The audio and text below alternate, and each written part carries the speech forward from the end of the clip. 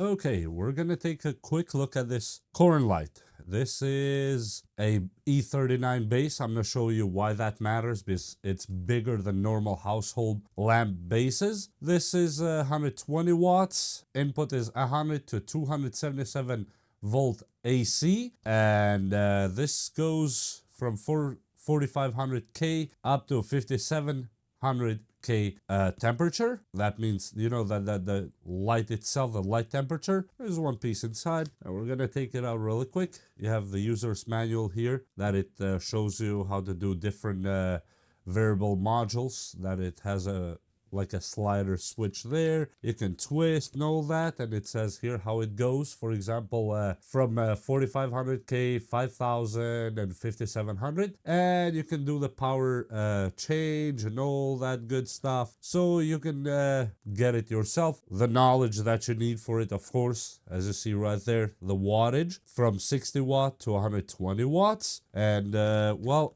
I mean, it's an operation lamp, mostly used on commercial settings, warehouses, garages, anywhere you need a lot of light and you need to point it where you want to exactly. And this one is called a corn light because of the shape. The light comes from this side only. There's nothing on the other side. It's aluminum heatsink. There's a fan here on the base. There's like holes here to let the air go out, and here is the E39 base that we're talking about. Let me compare real quick, just in case you don't have it in your mind right now, what the difference is between E39 and the regular household lights. This is a regular household light that you might have in your home right now, and this is the difference on the base size. It is double.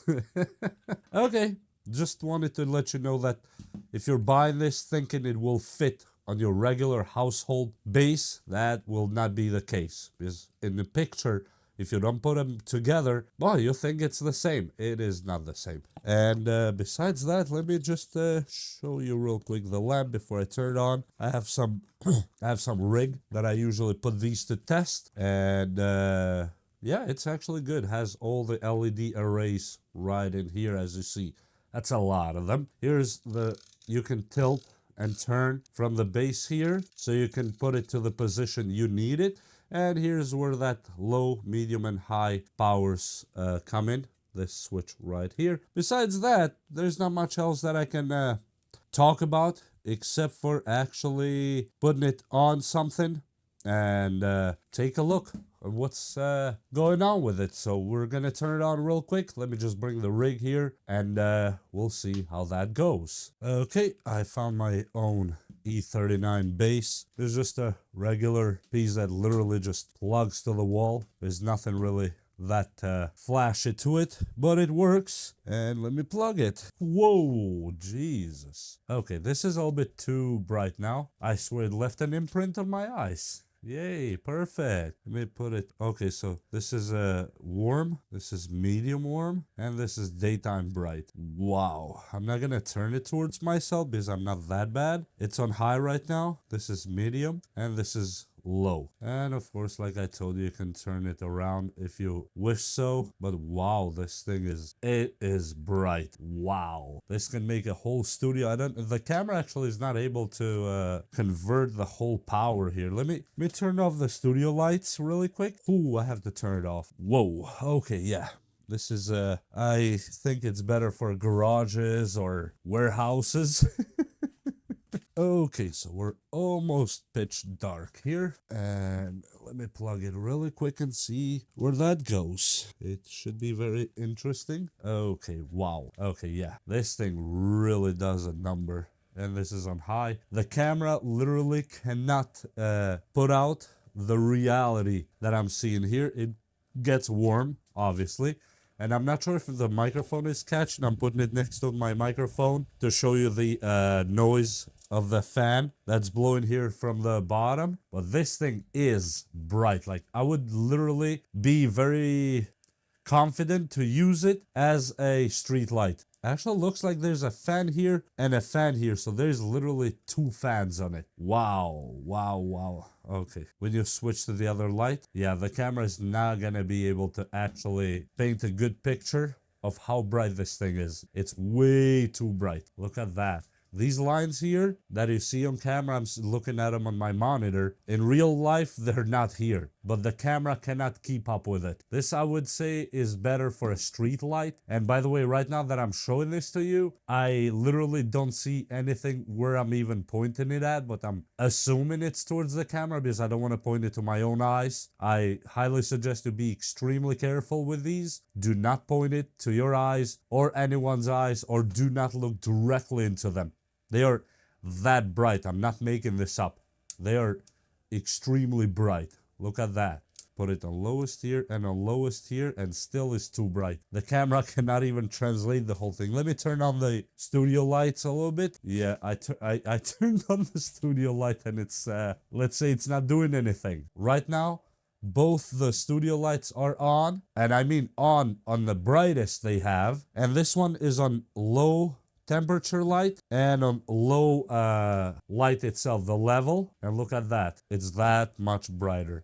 Let me unplug it. Whoo! Now the studio lights can take a breather. But yeah, this thing is wow. I have a bright Husky triple panel, you know, the construction panels, and I thought that was bright. Whoa, this thing literally, probably I would say it does almost triple the light of that Husky. This is not a joke, and again, be very careful. Do not look directly into it, and do not point it at anyone. And when you install them, usually how I install these, they're on the either ceiling side or a wall side that I'm not working right near it, so you don't want to look directly in it. Or if you have a diffuser, that's a different story. Behind the diffuser, it should be just fine, but that is up to you. This thing is no joke. Wow. Okay.